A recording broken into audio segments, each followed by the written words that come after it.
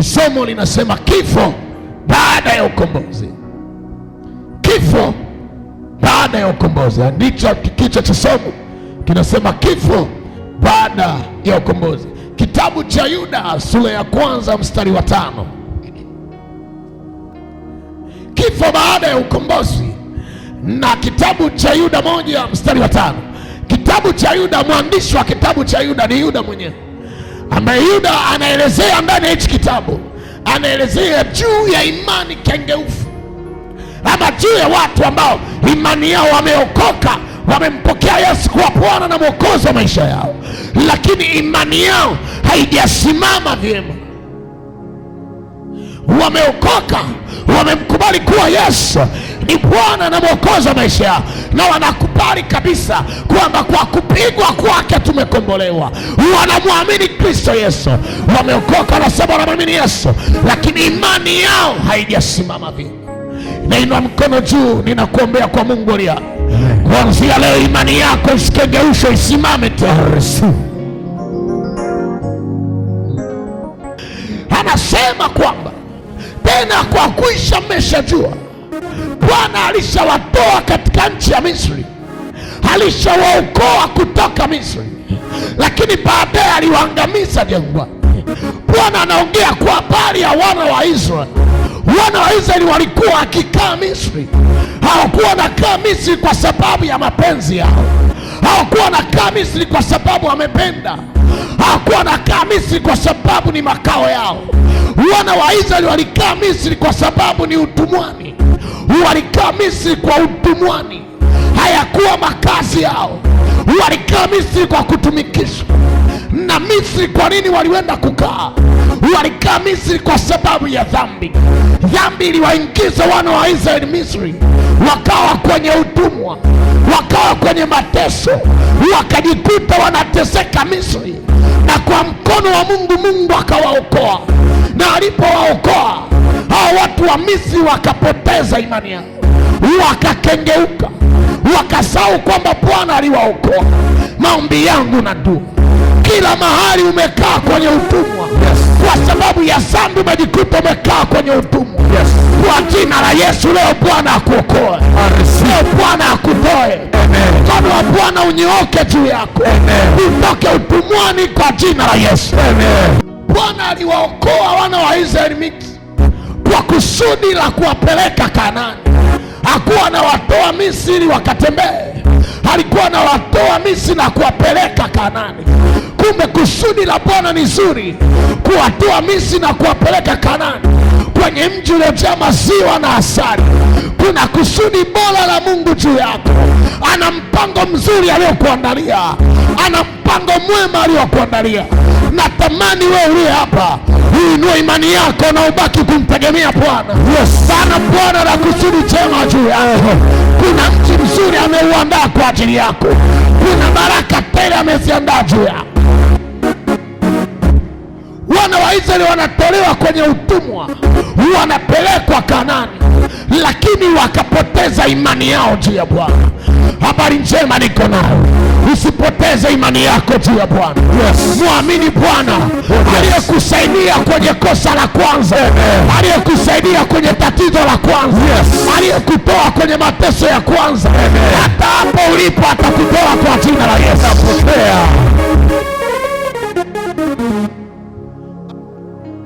Unaweza jikuta unapoteza tumaini la maisha yako kwa sababu kuna wale wasioamini wanajipenyeza ndani yako.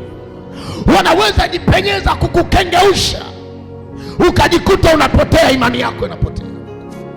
Ulianza vizuri safari ya huduma, ulianza vizuri safari ya uokovu, ulianza vizuri ukampokea Yesu kwa Bwana Mwokozi wa maisha yako, ukawa unaomba vizuri, ukawa unaenda vizuri, unahudhuria ibada vizuri, unamtolea Mungu vizuri, lakini ukakutana na wale wasioamini, wakajipenyeza, wakapanda mbegu mbaya juu yako. Leo hii umebadilika, umekengeuka, hautembei tena na Mungu kama mwanzo. Inua mikono, sema Yesu nisaidie, Yesu nisaidie. Unaweza ukajikuta imani yako na kengeuka kwa sababu kuna watu wasioamini wanaweza jipenyeza katikati yenu, na wale watu wasioamini wakakuambia vitu tofauti na imani. Unajua kuna watu wengine walichoka kuwa waganga wa kienyeji, walikataa kuitwa wachawi, walikataa kuitwa waganga, walikataa kuitwa wezi, wakakataa kuitwa majambazi. Kwa wanajipenyeza katikati yenu, wakija kwa ngozi ya kondoo, kumbe ndani yao ni mbwa mwitu. Wanakupanda mbegu tofauti na unaharibikiwa.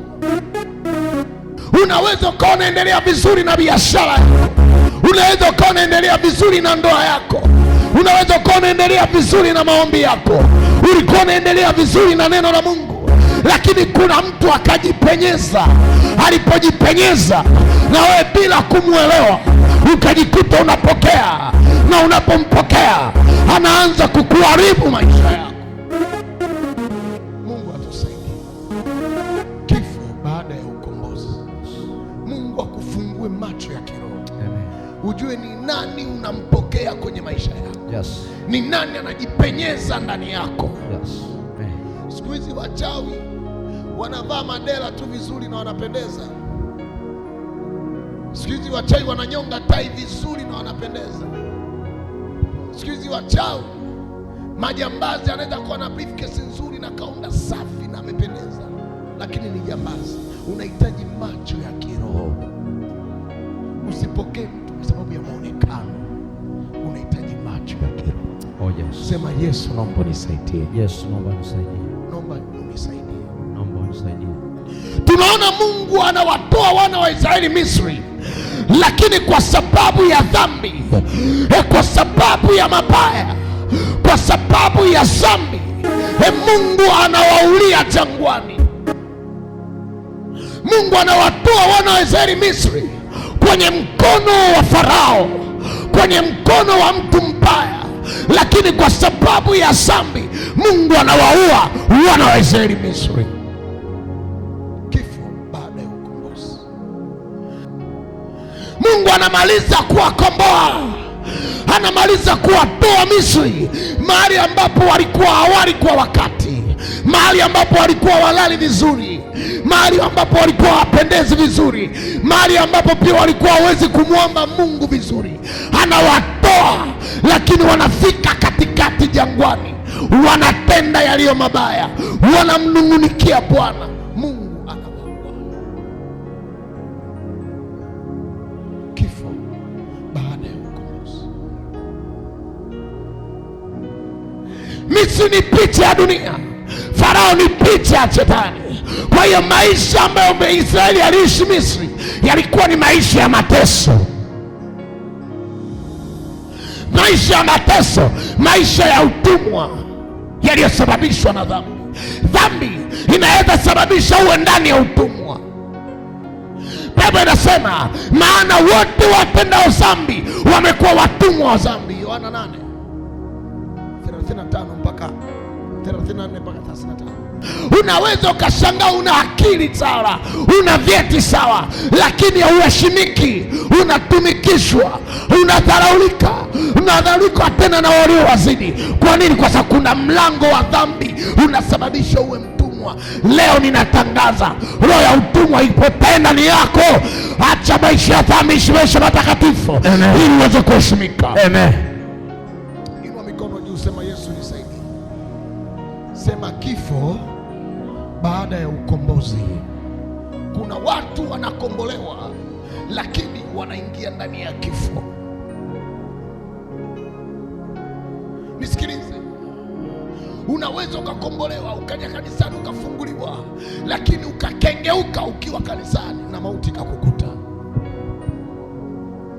Katika nchi ya Misri, Israeli anajikuta chini ya utumwa, wakati Biblia inasema mahali popote zitakapokanyaga nyayo za miguu yako nimekupa.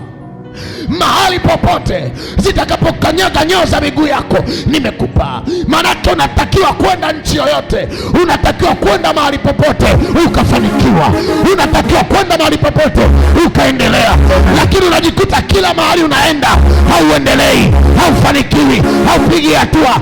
Kwa nini? Ni kwa sababu dhambi inasababisha uwe mtumwa kwenye hilo eneo. Sema nakataa. Nakataa. Sema nakataa. Nakataa.